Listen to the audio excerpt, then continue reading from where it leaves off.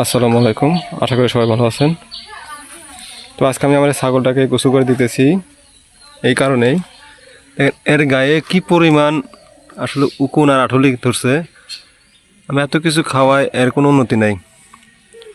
Already আমি 10-12টা মারছি, রেখে দেখাতে পারিনি আপনাদেরকে। দেখেন এখানে ছোটো ছোটোগুলো আছে, দেখা যায় কি না আসলে। এই তো দেখেন দেখেন, এখানে একটা যে পরিমাণ উকুন আর আঠলি এখানে গায়ে।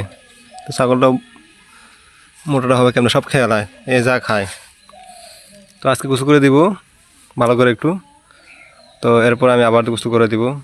তো ওখানে আরেকটা আছে, ওটাকে গোসল করে দিব। যে পরিমাণ গায়ে উকুন আর আঠলি,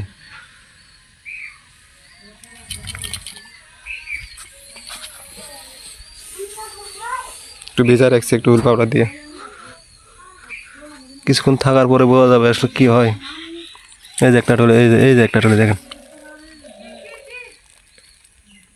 ছোটো ছোটোগুলো কই জায়গাগুলো আল্লাহ পাক জানে।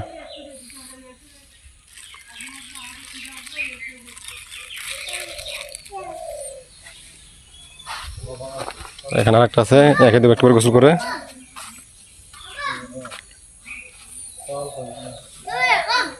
হ্যাঁ হ্যাঁ